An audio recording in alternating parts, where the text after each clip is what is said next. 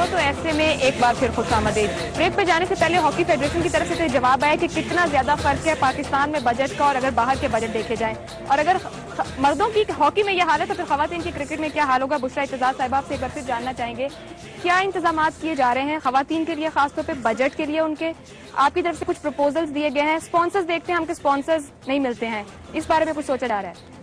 देखिए, पहले तो यही है कि पाकिस्तान की खवातीन क्रिकेट टीम ने पहली मर्तबा तारीख में गोल्ड मेडल जीता है और रिसोर्सेज ना होने के बराबर है। हम बहुत खुश हैं कि पाकिस्तान की हॉकी ने गोल्ड मेडल जीता है।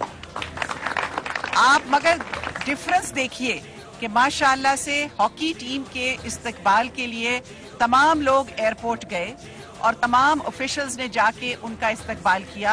आज ही चीफ मिनिस्टर साहब ने इनके लिए इनामात और तमाम चीजें दी हैं जो कि बहुत खुश आइन है, क्योंकि खिलाड़ियों को जो वलवला, जो जज्बा होता है वो जिताता है और ये हौसला उनको कौम देती है कि आप हमारे लिए किस कदर अहम है। सो ये जो रिवॉर्ड होता है वो ऐसा नहीं है कि ये पैसे की शक्ल में, मगर रिकग्निशन की शक्ल में। मैं समझती हूँ कि हमारी विमेन क्रिकेट टीम जो है अभी तक उसकी वो रिकग्निशन और पजीराई नहीं हुई जिसकी मुझे तवक्को थी। चारों चीफ मिनिस्टर्स को इनको बुलाना चाहिए, इनको रिकग्नाइज करना चाहिए। नाहिदा बीबी जो बलूचिस्तान में है, अभी तक उनको चीफ मिनिस्टर साहब ने नहीं बुलाया है और मैं समझती हूँ कि इंडस्ट्रियलिस्ट और स्पॉन्सर्स जो हैं वो आगे बढ़े और इस खेल में औरतों की पजीराई करें ताकि और लड़कियां इस मैदान में शामिल हों और जो क्रिकेट ग्राउंड्स बननी हैं, जो एकेडमीज बननी हैं, उसके लिए हमें डोनेशंस आए, स्पॉन्सरशिप्स आए ताकि हम इस खेल का बढ़ावा करें और गली गली मोहल्ले मोहल्ले से खवातीन क्रिकेटर्स उसी तरह से निकलें जैसे मर्द क्रिकेटर्स। बिल्कुल ठीक कहा आपने बुशरा इत्तेज़ार साहिबा, और खवातीन की बिल्कुल पजीराई करनी चाहिए, मैं इससे बिल्कुल इनकार नहीं करता। लेकिन ये मेरे दो मासूम दोस्त रेहान भट्ट और ये ओलंपियन सलमान अकबर साहब, इन्होंने ही गोल बचाया था, देख लें ये वही सलमान अकबर है।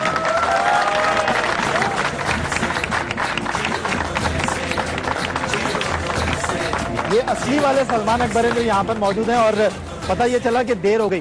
सलमान अकबर और रेहान को तो शेव करने का भी मौका नहीं मिला क्योंकि वो बेचारे बाहर बैठे थे। क्योंकि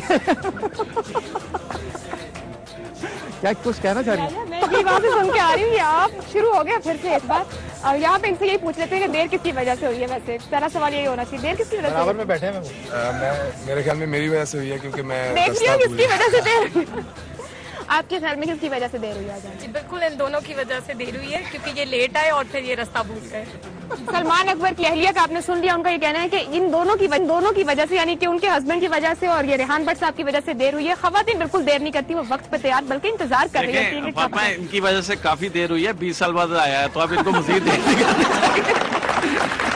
अब इनको पंक्चुअल हो जाना चाहिए मेरे।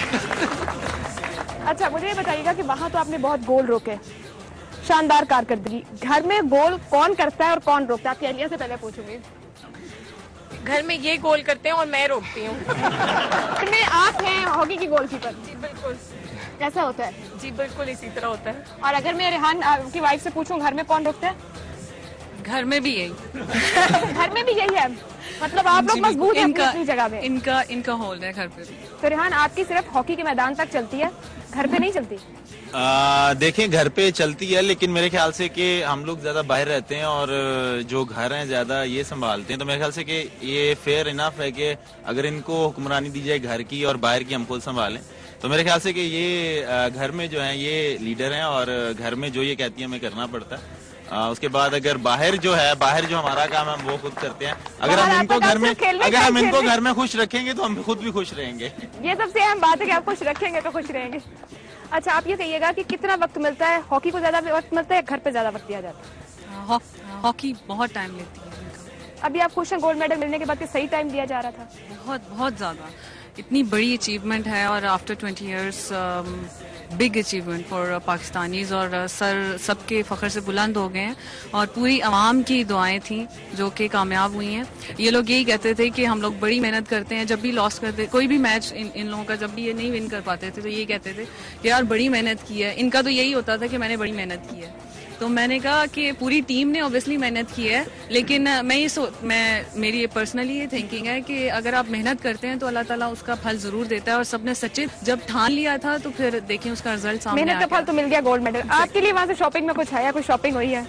बिल्कुल, चाइना से इतनी अच्छी शॉपिंग होती नहीं है। चाइना पाकिस्तान तो पूरे में चाइना भरा हुआ है, आप कह रही हैं अच्छी। लेकिन एक मैं यहाँ पे बात कहूंगा कि हमारे ना उसमें ज़हनों में बैठ गया हुआ कोई भी चीज हो कहते हैं यार ये मेड इन चाइना है, तो इस वजह से चाइना से कोई चीज लाना भी फजूल है, तो वो यहीं से शॉपिंग हो जाए तो बेहतर है। पाकिस्तान में हर चीज में चाइना में अच्छी शॉपिंग नहीं है, आप अच्छी शॉपिंग करके लाएं। नहीं, अच्छी शॉपिंग है, लेकिन हमारे इधर हमारे ऐसा कॉन्सेप्ट बन गया हुआ है कि वो पहले टैग पढ़ते हैं यार ये तो मेड इन चाइना है, तो बिल्कुल ऐसे ही होता है। वो चाइना का मैं एक लतीफा सुना देता हूँ आपको कि वो एक पाकिस्तानी था, उसने चाइनीज बेबी कर ली, 1 साल बाद मर गई, तो लोग उसके घर अफसोस करने आए, भाई यार आप रो क्यों रहे हो, ये चाइनीज चीजें चलती इतनी देर। मेरे ख्याल से आसिफ भाई ने इसकी सही तस्दीक कर दी है। लेकिन वैसे इत्तलात ये भी है कि खवातीन जो हैं ये क्रिकेट टीम की, इन्होंने बहुत शॉपिंग किया चाइना में। बताइए निदा, क्या शॉपिंग हुई है? मेरा ख्याल है मरीना ने ज्यादा शॉपिंग की है। मैं प्रोफेसर हूँ, मुझे तो पढ़ने के अलावा कोई टाइम नहीं मिला, तो आप निदा से पूछे। अब किसने किया, मतलब कोई नहीं मानेगा कि उसने शॉपिंग की है?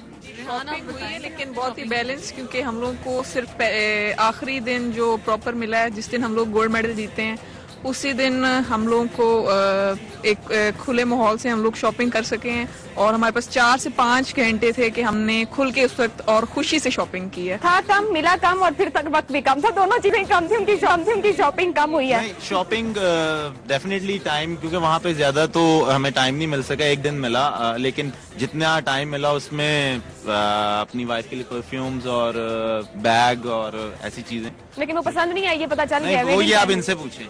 नहीं पसंद आई, और मैं इनसे कह रही थी कि जो लाए हैं वो तो बताए ना।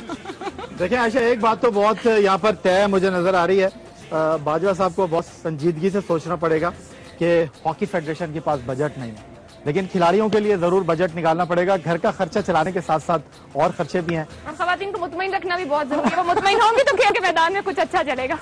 अच्छा रेहान, थोड़ा सा टेक्निकल बात कर लेते हैं। जब आप यहाँ से गए थे, उम्मीद थी कि पाकिस्तान हॉकी टीम जो है वो जीत जाएगी, खासतौर पर आप सिजदा रेज़ हो गए थे जब पाकिस्तान टीम जीती वहां पर, और एक ये बड़ा टैग लगा हुआ है हमारे जो साबिक खिलाड़ी हैं उनके साथ के ये चलने वाली बंदूकें नहीं है। आप हो गए, सलमान अकबर हो गए, सोहेल अब्बास हो गए, वसीम हो गए, जिशान अशरफ हो गए, शकील अब्बासी तो खैर अभी थोड़ा दमखम कहते हैं लोग इनमें है, लेकिन कहते हैं कि यार इनको खिलाए जा रहे हैं, अब ये जीतने वाले नहीं। मैंने जैसे ही आप लोग जीते थे, मैंने बाजवा साहब से पूछा, मैंने कहा कि इनको आप कंटिन्यू करेंगे नहीं करेंगे? इन्होंने भी बड़ा टेक्निकल सा जवाब दिया, इन्होंने कहा अगर फिटनेस रही तो हम कंटिन्यू करेंगे।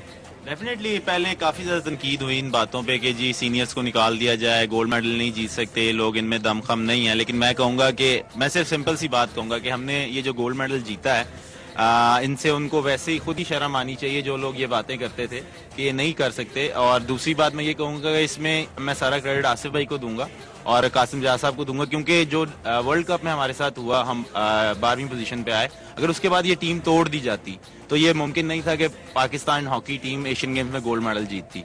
तो ये सारा क्रेडिट इस फेडरेशन को जाता है कि उसने हम पे भरोसा किया और हमें, उनको पता था कि ये लड़के कुछ कर सकते हैं, तो ये एक बड़ी बात है और उसका आज सिला जो है वो गोल्ड मेडल की सूरत में मिला। सलमान, आप पाकिस्तान छोड़कर चले गए थे हॉलैंड लीग खेलने के लिए, आपने कहा यहाँ पर मेरे पास तो जॉब नहीं है, बट आपको दोबारा बुलाया इस फेडरेशन ने, और डच कोच ने जो है वो कहा कि सलमान बट नहीं कह रहा मैं कह रहा हूँ, अगर बुलाया उनको तो आपको बुलाया और आप जो है आपने पाकिस्तान के लिए 100% परफॉर्म किया। आपको उम्मीद थी कि पेनल्टी स्ट्रोक पर मैच आएगा तो आप बचा लेंगे? बिल्कुल, मैं समझता हूँ जैसे रेहान ने भी कहा कि इस फेडरेशन को काफ़ी क्रेडिट जाता है, जिन्होंने जब से चार्ज संभाला था, उनका पहले जो स्टेटमेंट मुझे याद है, कासिम जाह साहब जो हमारे प्रेसिडेंट हैं, उन्होंने कहा था कि हमारा जो मेन टारगेट है वो एशियन गेम्स है, और अल्हम्दुलिल्लाह हमने इसको अचीव किया है।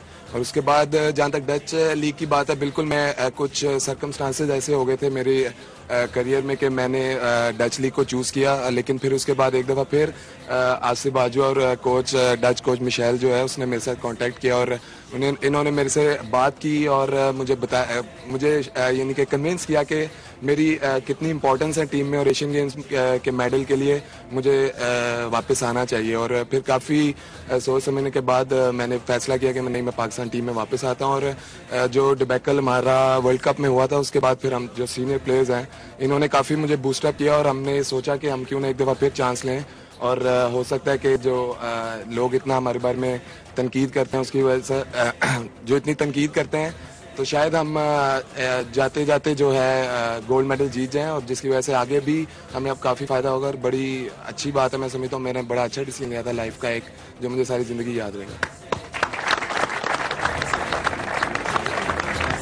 और जनाब यही छोटा सा ब्रेक लेंगे, ब्रेक से वापस आएंगे तो शाम को मजीद आगे बढ़ेंगे।